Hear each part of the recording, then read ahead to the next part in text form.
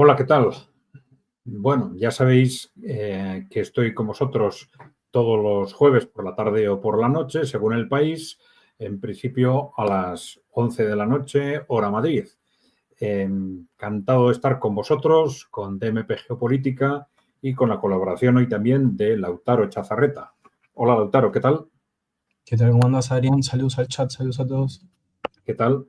Bueno, ya sabéis, si os gusta el programa, darle por favor a like, darle la tecla de suscribirse si no estáis suscritos y dejarnos preguntas o comentarios que iremos analizando, ya sabéis, no en este canal, sino en el canal de EKI Center de YouTube, que localizáis fácilmente simplemente escribiendo esas dos palabras, EKI con K, Center con C, y ahí en la medida en que podamos, pues iremos también atendiendo preguntas y respuestas, ¿no? Perdón, preguntas o comentarios. Bien, pues sin más, vamos con el tema de hoy, en el que vamos a intentar analizar algunos aspectos del acuerdo en Gaza, ¿no? Eh, le hemos titulado La traición de Trump porque es muy posible, todo parece indicar que el factor Trump se está moviendo muy rápidamente, incluso antes de llegar de tomar posesión de la presidencia en muchos aspectos de la geopolítica y en particular parece que en este acuerdo también. Bueno, ya sabéis que se ha llegado a un acuerdo que está, un acuerdo por parte de los representantes, pero está pendiente de firma por parte del gobierno israelí. Y como ya veremos, es algo que no se puede dar por hecho hasta el último momento, hasta que se produzca formalmente esa firma, porque el acuerdo es ciertamente perjudicial para Israel, ¿no? Es negativo para Israel y es positivo para los palestinos, para los gazatíes, ¿no? Eh, en principio el acuerdo tiene tres fases, prevé tres fases de despliegue del mismo. En la primera fase se prevé una tregua, un alto el fuego de 6 semanas. En estas tres fases se van a ir desplegando los distintos temas de forma progresiva. Cuanto en esa primera fase de 6 semanas se prevé que Hamas libere a 33 de los rehenes israelíes que están en su poder y se dice que por cada rehén liberado, pues Israel liberará a decenas de prisioneros palestinos, ¿no? Se irá produciendo también una retirada progresiva de las tropas israelíes.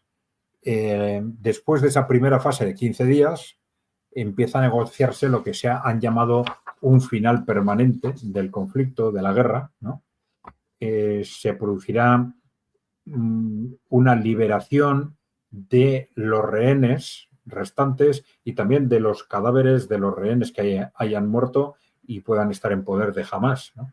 Y por otro lado, Israel liberaría a 1.000 presos, parece, ¿no? Algunos hablan de cientos, pero otros, la BBC ha hablado de 1.000 presos, y hay dudas de si serán liberados los combatientes de Hamas que participaron en el ataque contra Israel del día 7 de octubre del 2023, ¿no? Bueno, en la tercera fase sería lo que se ha llamado la reconstrucción de Gaza, en la que sobre todo habría que pactar en primer lugar quién y cómo se va a gobernar Gaza, ¿no? Eh, claro, por parte israelí hay reticencias tanto como para que el gobierno esté en manos de Hamas, como para que esté en manos de la autoridad palestina, pero se piensa que se va a intentar negociar un acuerdo sobre una especie de reconfiguración de la propia autoridad palestina con participación de Hamas durante este plazo, ¿no? Bueno, por supuesto hay dudas de interpretación que se deberán ir resolviendo mientras tanto, pero bueno, a la hora de hacer una interpretación sintética, vamos a ver si os parece un vídeo de Hispan TV en el que, bueno, explican por qué el acuerdo es claramente perjudicial para Israel. Lautaro, cuando quieras.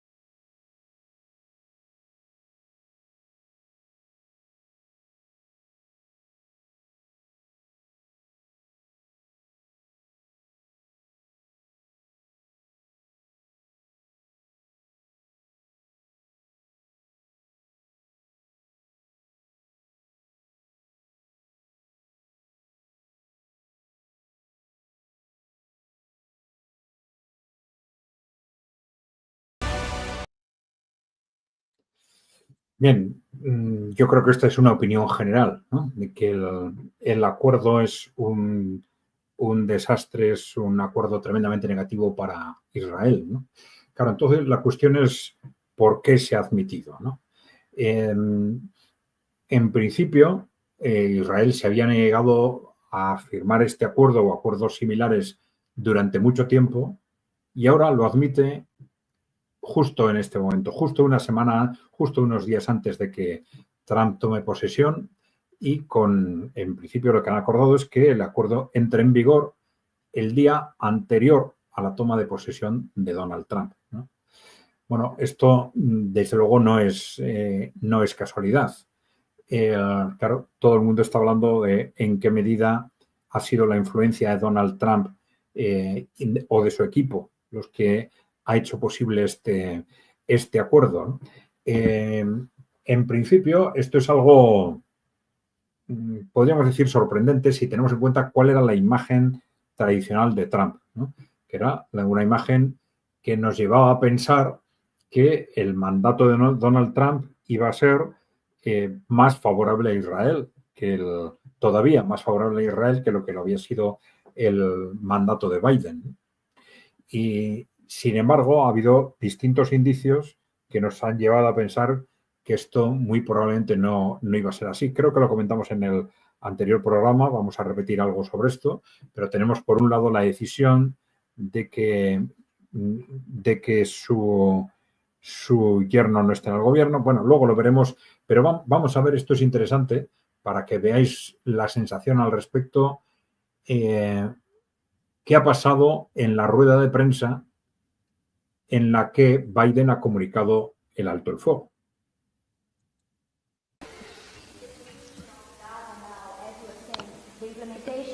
Señor presidente, ¿cómo vislumbra usted el futuro de Gaza, siendo que este acuerdo, su ejecución caerá bajo el próximo gobierno? ¿Cómo vislumbra usted este futuro y cuánto crédito le da usted al equipo de Trump en ese sentido? ¿Piensa que Trump va a asumir el crédito? Mire, este es el marco del acuerdo que yo propuse en mayo, exactamente. Y el mundo lo respaldó. Segundo, hemos ayudado a Israel a debilitar a Hamas y a quienes los apoyan, y hemos creado las condiciones para este acuerdo. Y tercero, sé que esto tendrá que ser ejecutado por el próximo equipo. Así que le he pedido a mi equipo que coordine estrechamente con el gobierno entrante para que todos hablemos con una sola voz, porque eso es lo que hacen los presidentes de Estados Unidos. ¿Cuántos estadounidenses van a ser liberados bajo este acuerdo? Todos los detalles en cuanto a la gente retenida y los restos, todo esto se dará a conocer más adelante. Gracias.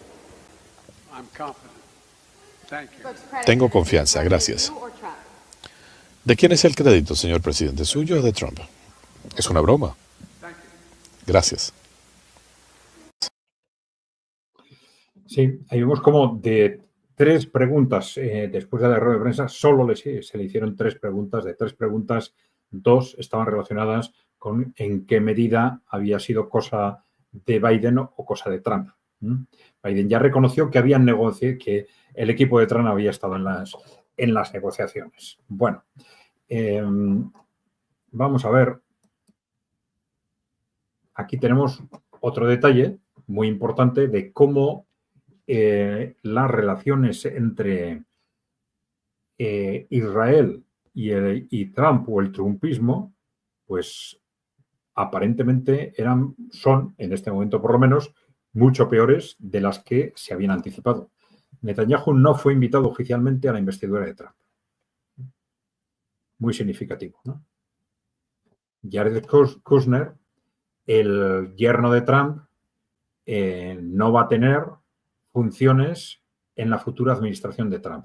Esto es muy importante, no sé si ya lo comentamos, porque Jared Kushner tuvo muchísima influencia en la primera administración impulsando las políticas pro Israel, ¿no?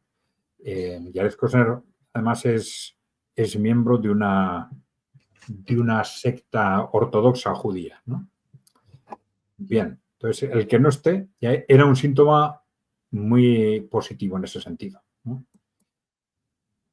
Bien, y luego tenemos este comentario.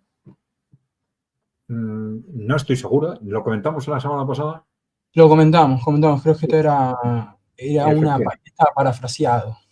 Efectivamente, que esto es algo realmente sorprendente, que Trump no solo recogió en su red social Truth un comentario, un vídeo, sino que retuiteó un vídeo de una entrevista a Jeffrey Sachs donde calificaba a Netanyahu de bastardo y le culpaba a él y a Israel de todas las guerras que ha sufrido Oriente Medio durante las últimas décadas, ¿no?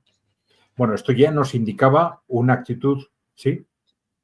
Te iba a comentar algo que lo estuvimos en discusión comentando en los anteriores videos, esta tensión entre Netanyahu y Donald Trump, donde Netanyahu en gran medida y parecía que se iba a ir por su propio lado, pero por lo menos ahora queda un poco más claro de quién se está imponiendo a quién.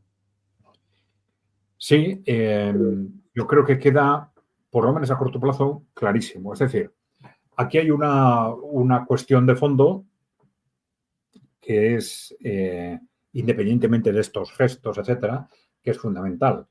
¿Qué es lo que lleva a las partes a firmar un acuerdo de esa importancia estratégica en este momento? Pues evidentemente piensan cuál va a ser el contexto futuro, cuál va a ser el contexto a partir de ahora, sobre todo en el caso de Israel, porque Israel puede tener más o menos capacidad de presionar en función del apoyo que le da Estados Unidos.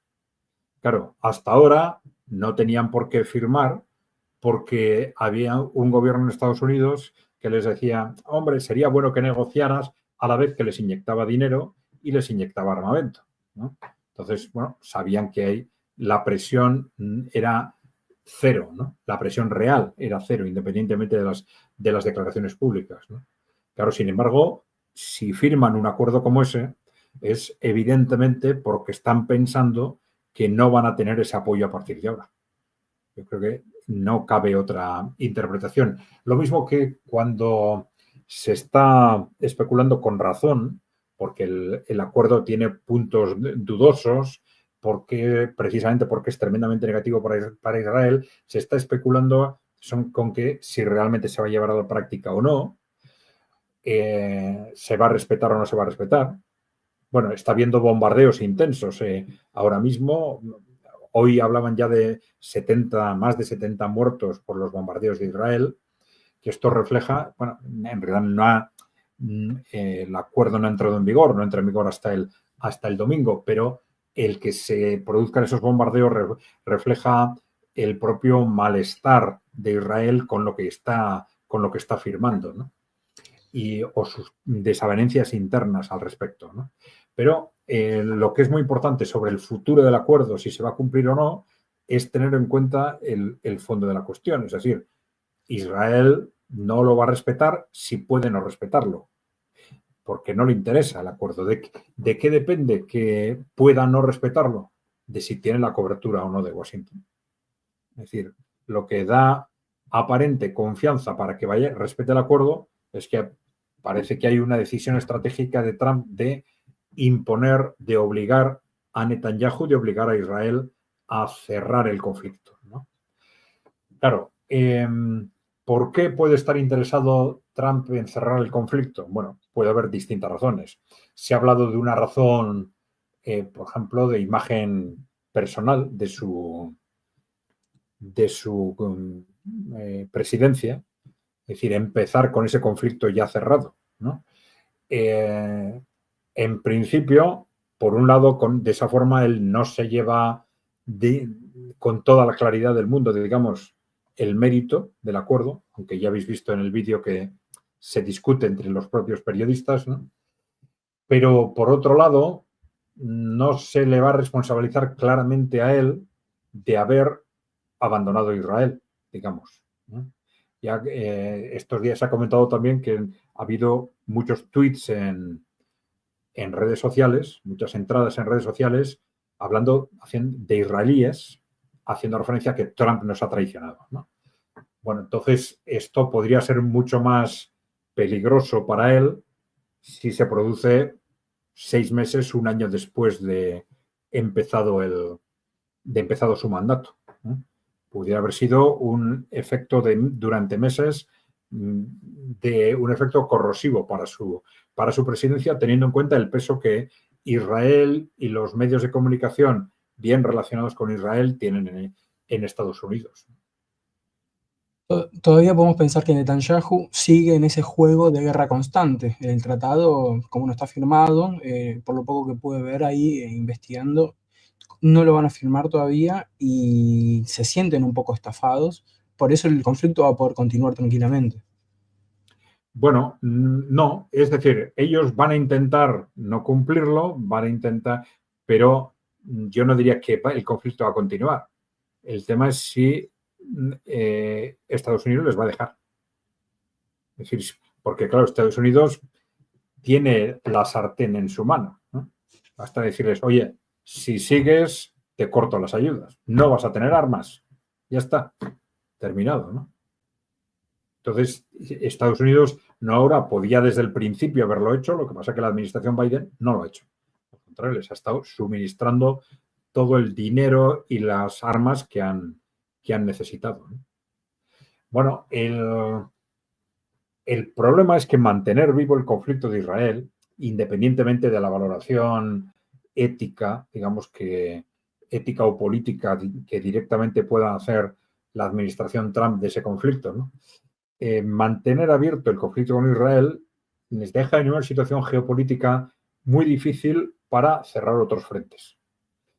Es decir, desde el principio se estaba hablando de que la intención de Donald Trump parecía ser llegar a un acuerdo con Rusia para cerrar el conflicto en Ucrania, pero a la vez apoyar a Israel. Claro, apoyar a Israel en una situación en la que Netanyahu está en una escalada bélica constante, pues significa apoyar esa escalada bélica. Y apoyar esa escalada bélica en Oriente Medio, a la vez que se intenta llegar a un acuerdo con Rusia para cerrar el conflicto en Ucrania, es casi imposible. Casi imposible. Ahí dejaron una pregunta respecto de dónde centrar la fuerza. Te dejan, en base a las declaraciones que viene realizando Trump respecto al ámbito internacional, ¿dónde se supone que centrará el despliegue militar de Estados Unidos? ¿Ártico, Medio Oriente, América, Asia? ¿Dónde se centrará? Bueno, es una pregunta interesante, porque estás dando por supuesto que va a haber... Deja puesta la pregunta si puedes. Sí. Sí, porque estás dando por supuesto que va a haber un despliegue militar. No tendría por qué haberlo. No hubo en el primer mandato de Donald Trump no hubo una entrada en nuevos conflictos, ¿no? Vamos a ver, con Donald Trump hay que ser siempre prudentes a la hora de interpretar lo que dice, porque por ese estilo tan emocional y tan, vamos a decir, tan mediático de actuar, no hay que fiarse demasiado de sus palabras ni para bien ni para mal. Él no dice lo que cree que tiene que decir en función de la lógica, ni intenta ser coherente con lo que dijo la semana anterior, ni con lo que puede tener que decir la semana siguiente. Él busca un efecto. Entonces, hay que pensar cuando hace declaraciones extrañas, cuál es el efecto que busca conseguir. Y en estas declaraciones sobre Groenlandia, sobre Canadá, sobre el Canal de Panamá, lo que ha conseguido, el efecto que ha conseguido es centrar la atención de los medios de todo el mundo alrededor de esto. El objetivo de Trump podía ser ese. Si nos fijamos, creo que ya lo hemos comentado, a la vez, en la misma rueda de prensa, pero ya por una pregunta que le hizo un periodista, reconoció o hizo referencia a que, bueno, el tema de Ucrania 6 meses, ¿no? Sí. Igual tenemos que esperar 6 meses, ¿no? Que seguramente era lo más importante del momento, ¿no?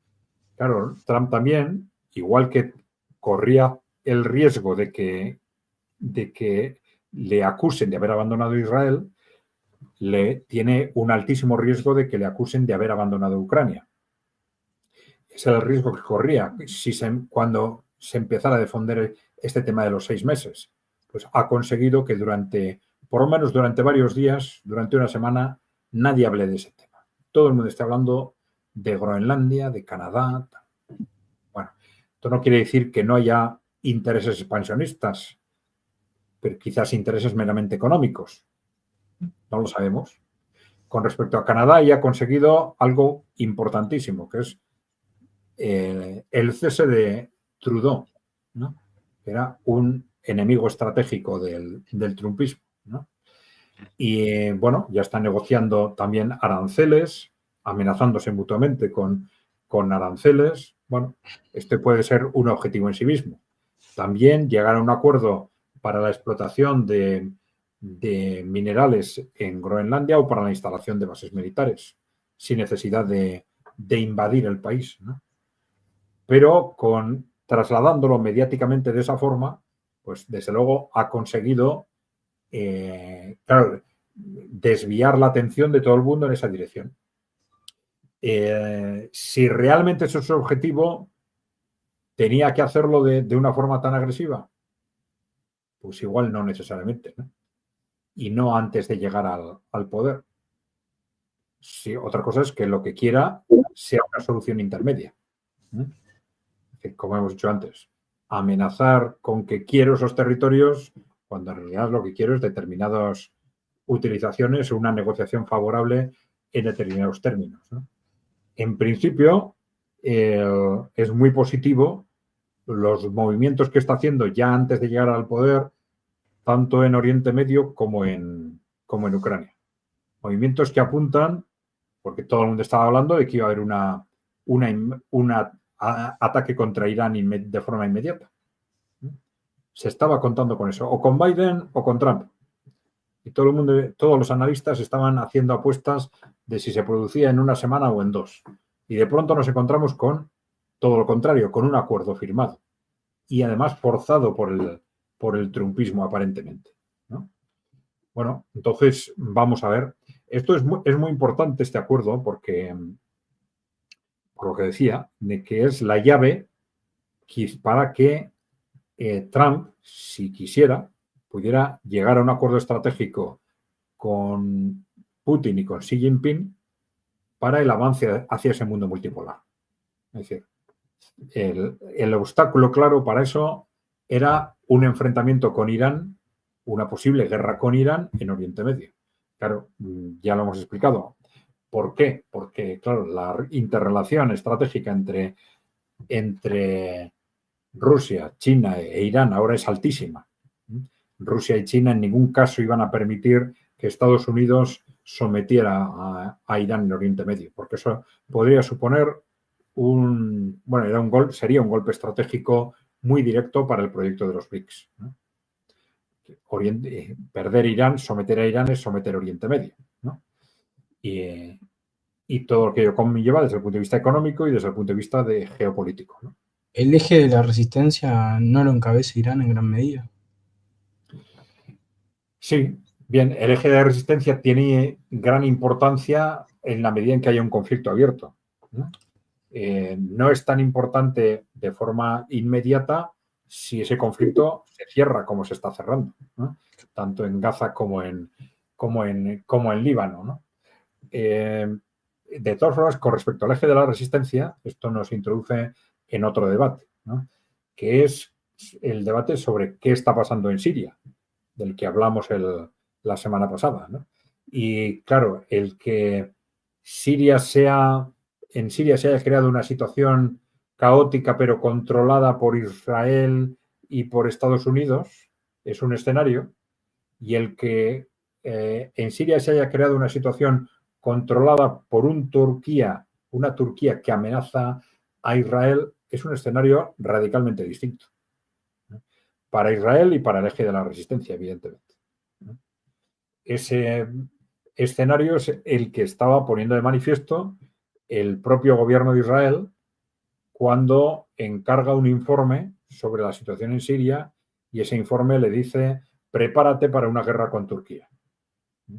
Y Netanyahu comenta que hasta ahora hemos dado por supuesto que nuestro gran enemigo era Irán, dice, pero hay otros, pensando claramente en Turquía, que es lo que le dice el informe, ¿no? Bueno, vamos a ver esto. Bueno, ese nuevo gobierno de Siria ya ha hecho las primeras declaraciones instando a Israel a que vaya retirándose de esos territorios que ha ocupado. Vamos a ver en las próximas semanas cómo se desenvuelve todo esto, pero bueno, la verdad es que esa primera interpretación que estábamos haciendo con respecto a lo que sucedía en Siria, de que, bueno, se ha producido un desastre, ha habido una intervención del yihadista apoyada por Turquía, por Estados Unidos y por Israel, y que se ha producido un desastre estratégico para Irán y para Rusia, ¿no? En los primeros días, esa fue un poco la interpretación que se hizo, pero fueron apareciendo, ya lo hemos comentado, cada vez más dudas que nos llevan cada vez más a dar tiempo hasta saber qué es lo que realmente sucede en Siria, quién realmente lo controla y para quién es realmente una amenaza lo que está sucediendo en ese país. Porque esto puede controlar la realidad del frente de la resistencia y del conjunto de la evolución en Oriente Medio. En gran medida, ¿cuáles serían los principales actores que se enfrentan ahí? ¿Estados Unidos, Turquía e Israel? En Siria. ¿En dónde? ¿En Siria? Sí. Bueno, que se enfrentan. Vamos a ver. Yo diría que controlan, porque la cuestión clave es quién controla al gobierno, al nuevo gobierno. Evidentemente, Estados Unidos tiene unas zonas que controlan el norte. Ahora Israel ha controlado, ha hecho una incursión en una parte del territorio en el sur, pero luego tenemos otros territorios controlados por los drusos, por ejemplo, en el sureste, y bueno, otras zonas con una alta influencia alauita, ¿no? Pero la cuestión clave es quién controla al gobierno actual. Y ahí parece cada vez más claro que es Turquía la que lo controla, ¿no? Entonces, el tema es hasta qué punto. ¿Se va a generar una situación caótica o va a ser meramente un gobierno proxy de Turquía, ¿no? Bueno, todo esto lo vamos a ver en las siguientes semanas. Esto va a incidir muy directamente en la importancia o la necesidad del eje de la resistencia cara al futuro también. ¿Todavía sigue quedando resistencia a nivel político y militar con una relación fuerte con Irán y Rusia, por ejemplo en la base de Tartus? Bueno, no sé si con sí, bueno, Rusia mantiene sus bases. Esto es un factor importante a tener en cuenta, ¿no? Y todo parece indicar que las va a mantener de aquí en adelante. Sabemos que hay focos de resistencia relacionados con el antiguo ejército de Siria, el que era el ejército de Siria, pero no hay noticias de focos que estén directamente apoyados por Irán o por Rusia, sin descartar que existan, ¿eh? Porque la situación es todavía muy confusa, ¿no? Tenemos que dar tiempo, esperar unas semanas hasta ver cómo se va asentando el panorama. Y ya vemos que cada X días nos van apareciendo noticias nuevas que nos van dando pistas sobre lo que está realmente sucediendo en Turquía. Dos grandes incógnitas sobre la situación actual del Oriente Medio eran la primera, Turquía, o Turquía-Siria, si se quiere, y la segunda, el papel de Trump, ¿no? Y bueno, aparentemente las dos están evolucionando positivamente. Bueno, lo más positivo de si se llega a este acuerdo es, como he dicho, que es la llave para que Donald Trump o el trumpismo pueda ponerse a negociar con Rusia y con China, ya con las manos libres, el futuro del mundo, ¿no? Ese futuro multipolar, ¿no? Y ahí tenemos esa gran duda dentro de ese mundo multipolar de que, bueno, parece claro que la voluntad de Donald Trump es reconozco un espacio a los otros polos dentro de ese mundo multipolar, como a Rusia, a China, probablemente a India, y yo me quedo con un polo dentro de ese mundo multipolar lo más fuerte posible. Ahora, ese polo lo más fuerte posible, ¿qué va a ser? ¿Qué va a ser desde el punto de vista territorial? Está claro su idea de que Estados Unidos sea lo más fuerte posible desde un punto de vista económico, pero ¿qué va a ser qué quiere que sea desde un punto de vista territorial? Esas amenazas con respecto a Canadá, Groenlandia, van a intentar ser de expansión territorial también o solo de influencia. Tenemos la amenaza con respecto al Canal de Panamá, tenemos amenaza con respecto a una posible incursión en México y luego su influencia sobre el conjunto de Latinoamérica, ¿cómo se va a desplegar? Se va a desplegar en conflicto con los países emergentes, con Rusia o con China, van a intentar monopolizar esa influencia. Sobre todo para los que nos escuchan desde Latinoamérica, esta va a ser la cuestión clave y que todavía desde luego no está clara. El que, digamos, la transición en Venezuela finalmente haya sido pacífica, ¿no? Que la oposición no haya tenido una respuesta significativa, ni capacidad de movilización importante, ni a nivel nacional ni a nivel internacional, es un buen síntoma. Es un buen síntoma, ¿no? Es decir, probablemente si el trumpismo hubiera querido, también teniendo en cuenta cómo se está moviendo ya a nivel geopolítico, hubiera podido organizar un conflicto más amplio, ¿no? Pero si una vez que, teniendo en cuenta que estamos en un momento decisivo para Venezuela, porque decisivo en el sentido positivo, porque una vez ganadas estas elecciones y una vez tomada posesión Nicolás Maduro, tiene las oportunidades que tiene a partir de su entrada en los BRICS son enormes. Oportunidades para asentar el país desde un punto de vista económico, también desde un punto de vista social, político, ¿no? Oportunidades, no garantías, claro. Si a pesar de eso la gestión de todas esas variables es fatal, pues en los BRICS tampoco se lo van a regalar todo, evidentemente, ¿no? Pero sí una oportunidad que no ha tenido hasta ahora de compensar las sanciones norteamericanas y de controlar a su oposición también con una oportunidad que tienen que saber gestionar para poner en marcha probablemente como país una nueva oposición y también seguramente un nuevo gobierno en el sentido de un nuevo estilo de gobernar, ¿no? No con esa guerra a muerte y con esa agresividad entre gobierno y oposición, contando también con una oposición más constructiva, ¿no? Una oposición que no dependa tanto de poderes extranjeros o de intereses extranjeros, sino que con una u otra ideología tenga una concepción de país, una concepción constructiva para el país, ¿no? Y que eso permita también, a su vez, al chavismo gestionar el gobierno no de una forma tan reactiva, ¿no? Sino también de una forma más constructiva, apostando más por el desarrollo económico, etcétera, ¿no? Y rompiendo también esa permanente dialéctica tan agresiva entre gobierno y oposición, ¿no? Pero bueno, una oportunidad ya histórica para el chavismo, la pertenencia a los BRICS, que puede indicar que este conflicto electoral constante, pues quizás sea la última vez que se produce, ¿no? Parece bastante complicado porque lo tenés ahí el candidato Edmundo González paseando con Biden en su momento, con Pedro Sánchez, esa oposición financiada por agentes externos y con la incapacidad, como lo dijiste, de movilizar masas. Es donde el oficialismo es muy, muy, muy, muy fuerte en Venezuela. Y un posible gran candidato para los BRICS, como lo que comentaste recién. Claro. Sí, eso es evidente. Bueno, entonces ahí la cuestión, el factor pendiente es lo que comentábamos, el trumpismo qué tipo de estrategia va a seguir con respecto a Latinoamérica, ¿no?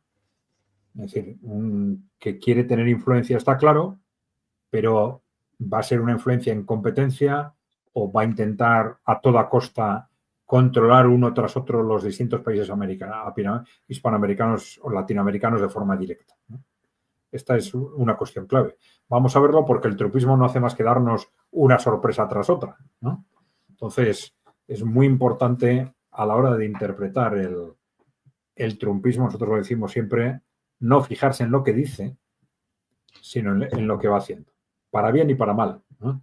No crearse ni buenas expectativas porque hace promesas, ni malas expectativas por sus amenazas, no hacer demasiado caso a lo que se dice, ¿no? Y en todo caso siempre pensar en que si sus declaraciones han generado un efecto, mirar a ese efecto y pensar que a lo mejor es ese efecto lo que se buscaba. No tanto lo que decían sus declaraciones, sino intentaba conseguir ese efecto, quizás ese efecto mediático, a veces puede ser un efecto de despiste, etcétera, ¿no? Pero claro, esa gestión mediática basada también en una enorme capacidad de mentir, eso hay que decirlo, pues es algo imprescindible para analizar con objetividad lo que puede ser el trumpismo, ¿no? Claro, ahora mismo vamos al otro escenario, también tenemos novedades constantes con respecto a Ucrania, ¿no?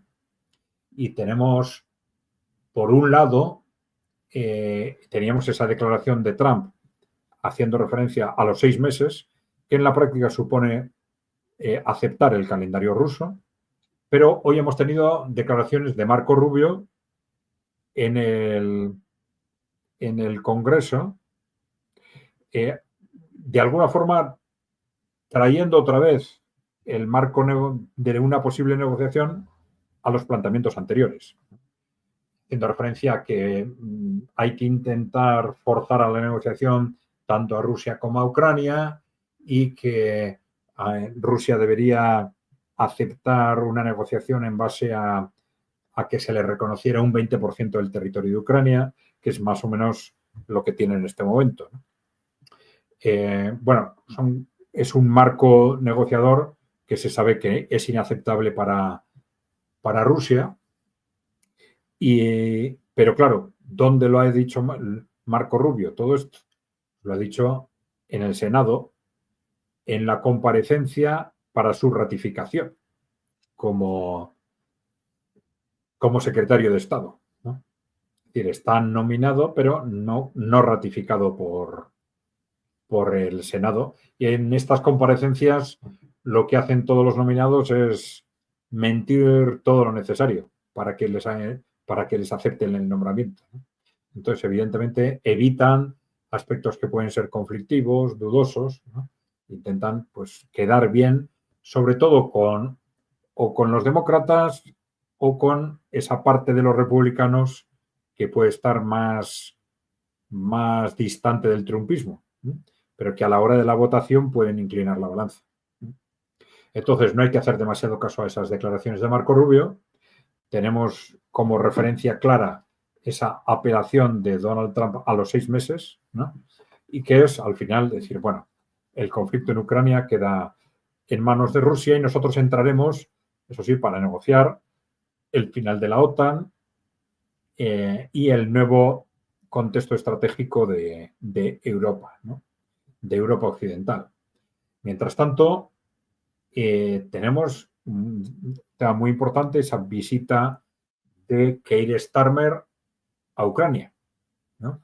Una visita que transmite quizás una doble desesperación, ¿no? La desesperación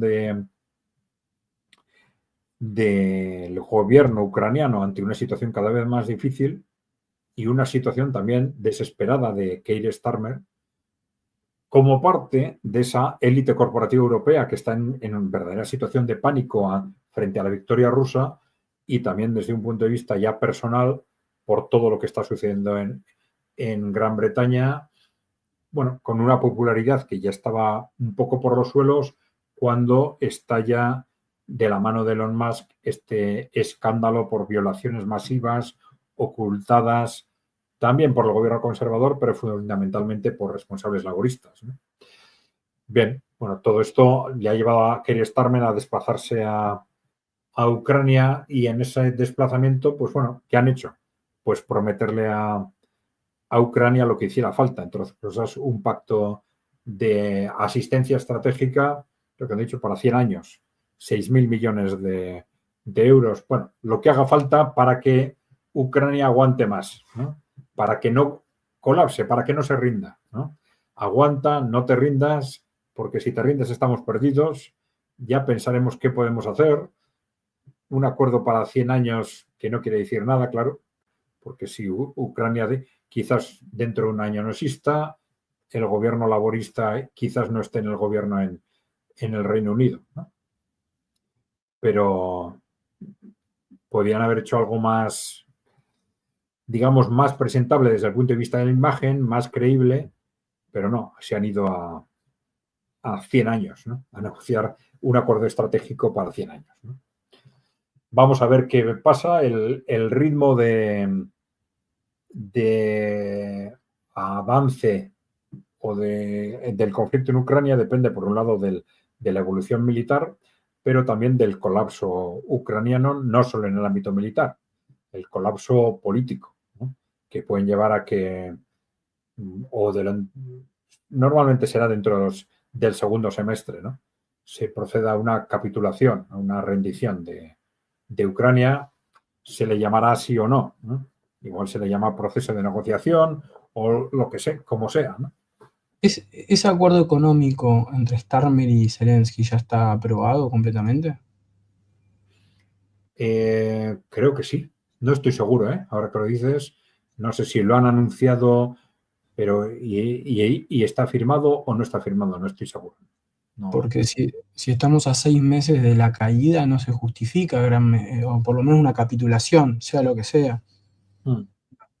No, se justifica desde esa perspectiva de desesperación, y precisamente porque desde el Reino Unido se ve que un alto riesgo de que Ucrania opte por rendirse, y vamos a tapar agujeros dándole lo que sea para que no se rindan o para que aguanten el mayor tiempo posible, ¿no? Esto es en el marco de una, ya lo hemos dicho más o menos, de una lucha política a muerte que se va a abrir en Europa Occidental a partir de ahora. A partir de ahora, nosotros pensábamos a partir del final de la guerra en Ucrania, a partir del 2025, pero ya has visto que de la mano en parte de Elon Musk, pero ya se ha abierto esa guerra contra los gobiernos del capitalismo globalista, del capitalismo woke, pues de forma muy directa, con el cese de Trudeau en Canadá, con las amenazas contra Keir Starmer, los apoyos de Elon Musk a la candidatura de AfD en Alemania, el giro estratégico de Zuckerberg con Facebook, Instagram y WhatsApp, el giro dado por BlackRock y por los grandes bancos de inversión de Wall Street con respecto a las políticas climáticas. Bueno, todo eso en alrededor de una semana, con lo cual estamos viendo que hay un ataque a la línea de flotación de las políticas y de los gobiernos de este que hemos llamado el partido único del capitalismo woke o del capitalismo globalista, si se quiere, que son los distintos gobiernos que se llaman a sí mismos de izquierda, de centro, de derecha, que han gobernado en los últimos 30 años, sobre todo en Europa y en Estados Unidos, también en algunos países latinoamericanos, pero sobre todo en Estados Unidos y en Europa Occidental, y que ahora se ven amenazados, por un lado, por la victoria rusa, el avance chino, por los países emergentes, y por otro lado, por el trumpismo. Entre esos tres bloques vamos a tener una lucha a muerte probablemente durante los próximos 3-5 años, sin ninguna duda. También sigue sumando poder Elon Musk con una cuestión ahí de TikTok y las acciones en el mundo occidental, que China quiere vendérselos por una cuestión de no tener capitales extranjeros, información, no para la acumulación de poder también, de ese lado.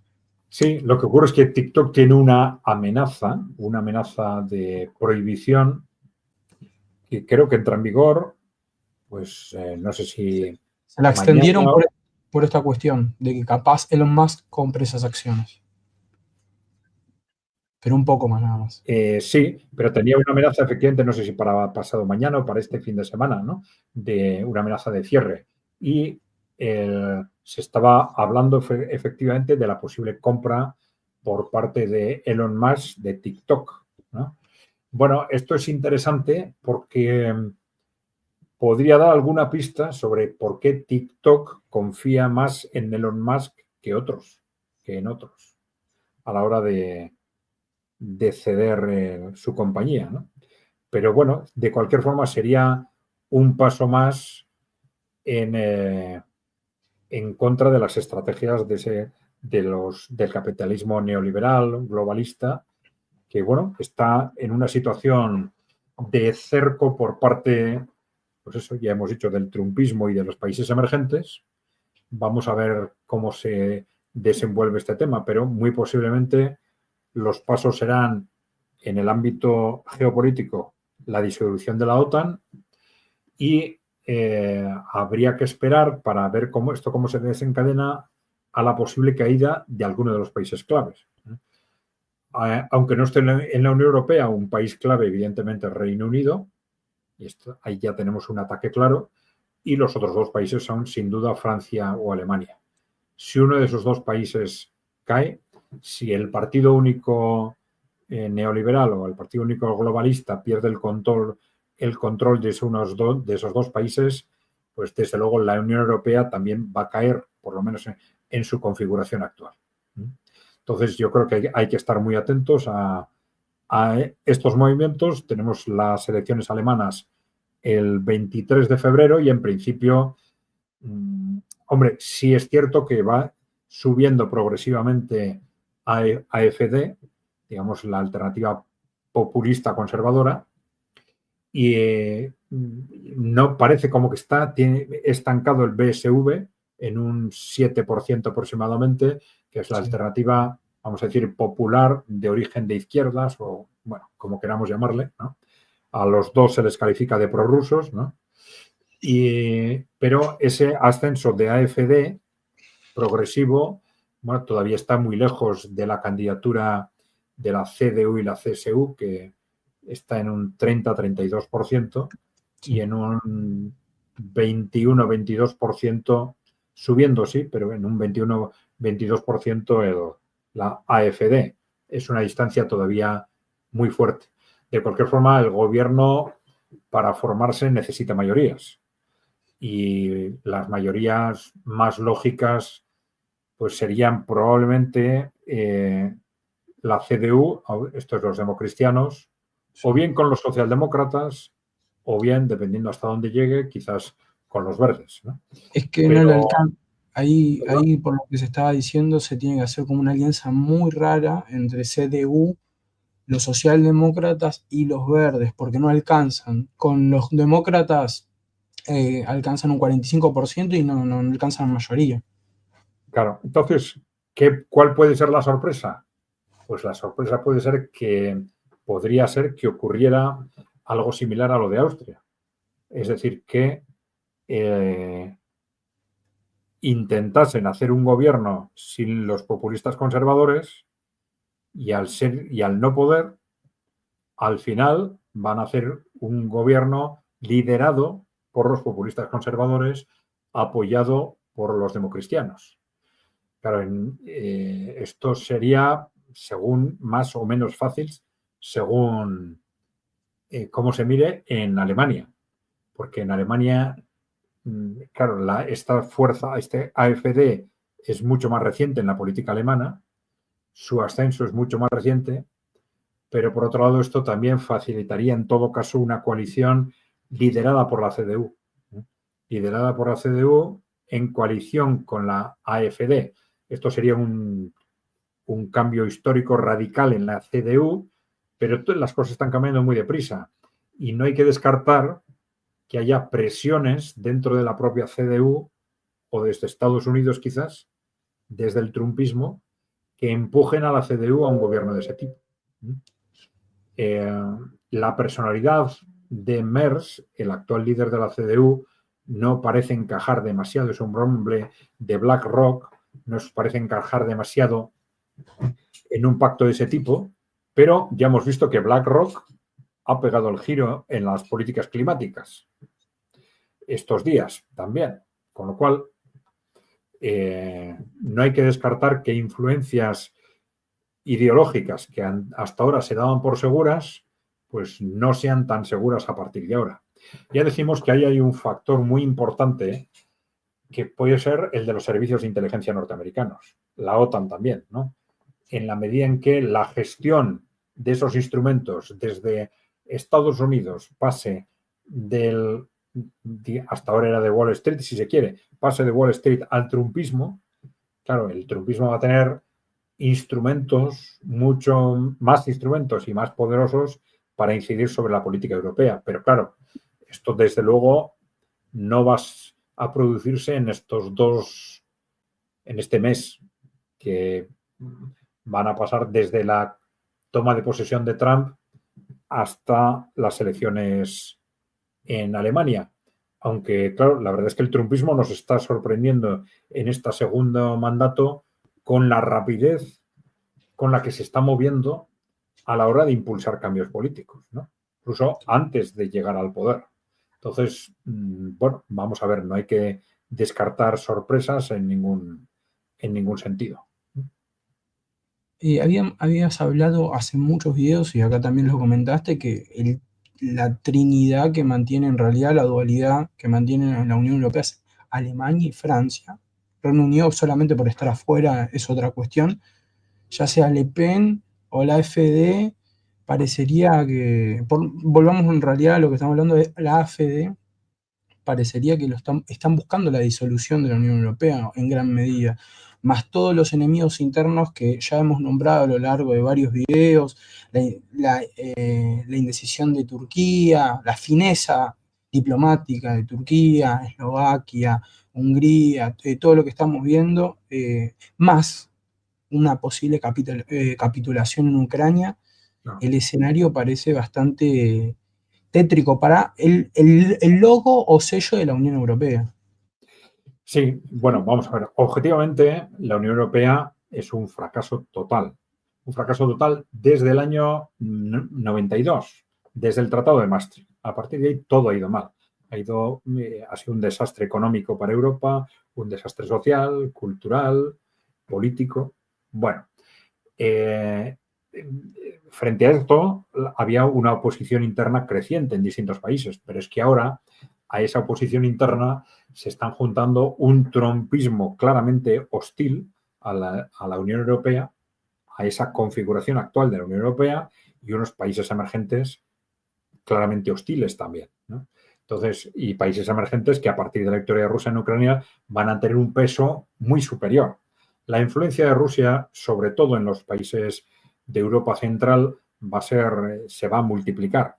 Pero es que, además, todas las fuerzas prorrusas ya sabemos que han ido cogiendo fuerza creciente en toda Europa Occidental, ¿no? Entonces, va a haber una configuración de fuerzas cuestionando la actual Unión Europea muy difíciles de superar, a no ser que consigan las fuerzas, vamos a decir, de neoliberales, consigan blindar totalmente Francia y Alemania. Francia y Alemania. En una situación, si los demás países van cayendo, evidentemente una situación muy difícil. Pero bueno, si atan Francia y Alemania, eso va a ser lo fundamental. Otros países también son importantes, ¿no? Italia, España, Reino Unido. Pero para mantener viva la Unión Europea, si consiguen mantener Francia y Alemania, es la cuestión clave. Si uno de los dos cae, se acabó. También pensé en la importancia de Polonia en gran medida, en realidad, pero es como un caballito un poco inferior en cuestión de nivel político entre Alemania y Francia, pero estaría en esa trinidad. Sí, Alemania, perdón, Polonia e Italia ya tienen posiciones muy críticas con respecto a la Unión Europea. Ellos apostarían por una Unión Europea distinta, ¿no? En el caso de Polonia, no el gobierno actual, pero sí la oposición y la sociedad en su conjunto. Pero bueno, yo creo que los otros, claro, si solo quedaran Francia y Alemania y el resto de los países se quedaran en una posición anti-europea, iban a quedar en una situación muy difícil, pero podría seguirse manteniendo temporalmente la Unión Europea, te digo, si mantienen esos dos países, Francia y Alemania. Sí, la cuestión es que uno de los dos caiga. Con la AfD victoriosa en Alemania, ¿podemos considerar caída a uno de esos dos? Yo creo que sí. Yo creo que sí. Sí, sí. En otro contexto no, en otro contexto podría tener más dificultades, pero ahora en el contexto internacional en el que estamos con amenazas por todas partes y apoyos por todas partes a una estrategia anti-Unión Europea, su posición iba a ser clarísima. Sí, sí. Una victoria de AfD iba a implicar clarísimamente un cuestionamiento de la actual Unión Europea, sin ninguna duda. También tenemos las alianzas Frankenstein en Francia para evitar que Le Pen llegue al poder. Algo bastante similar o que rima por lo menos. Sí, que ha funcionado durante mucho tiempo, pero que a lo mejor en las siguientes elecciones ya no. En Francia hay una crisis política que podría llevar a nuevas elecciones legislativas o a obligar a Macron a nuevas elecciones presidenciales. Pero esas presiones que hemos dicho que pueden existir con respecto a los democristianos en Alemania, pueden existir también con respecto a los republicanos, por ejemplo, en Francia. Es decir, que los republicanos que se han mantenido adheridos a ese frente anti-Le Pen, de pronto dejen de adherirse a ese frente y acepten gobernar con el agrupamiento nacional de Le Pen o simplemente eviten boicotearlo, ¿no? Eso puede ser suficiente para que Le Pen gane las siguientes elecciones. Tengo una última pregunta ya que estamos llegando a la hora. En el caso en que, no sé, la AfD o las fuerzas de Le Pen lleguen al poder, pero como en segundo lugar, porque la CDU sería quien lidere en Alemania y la AfD acompañaría para tener mayoría. ¿Eso también podría ser parte de este desmembramiento? No encabezar el proyecto, pero sí acompañarlo. Bueno, eso ya sería un contexto muy distinto, ¿no? Porque ya dependería de cuál es la propia evolución de la CDU, hasta dónde llega, ¿no? Porque una cosa es pedirle que acepte como apoyo para gobernar a la AfD y otra cosa muy distinta es que la CDU, que ha sido uno de los soportes de la Unión Europea durante los últimos 30 años, de la cual viene Ursula von der Leyen, que es la presidenta de la Comisión, que de pronto dice un giro de 180 grados para apostar contra esta Unión Europea. No hay que descartarlo, porque eso también se puede vender, bueno, de muchas formas, ¿no? De una forma más progresiva, menos rupturista, como dicen, bueno, necesitamos una nueva Constitución Europea o un nuevo tratado europeo. Y dentro de ese nuevo tratado europeo, pues desmontar todo lo que sea necesario. Bien, pues si te parece, Lautaro, lo dejamos aquí. Bueno, ya sabéis, yo estoy con vosotros los jueves por la tarde, por la noche, según el país, a las 11 de la noche, hora Madrid. Y acordaros de suscribiros al canal si no estáis suscritos, de dejarnos preguntas o comentarios, que ya sabéis que no respondo en esto, no respondemos en este canal, sino en el de ECAI Center, que lo localicéis enseguida en YouTube como ECAI con K, Center con C. Pues sin más, darle también al like si os ha gustado el programa y, como siempre, daros las gracias por estar con nosotros, gracias a DMP Geopolítica y gracias a ti, Lautaro, por tu colaboración. Gracias a vos por la invitación. Muy bien, pues hasta la semana que viene. Un saludo. La semana que viene. Saludos a todos.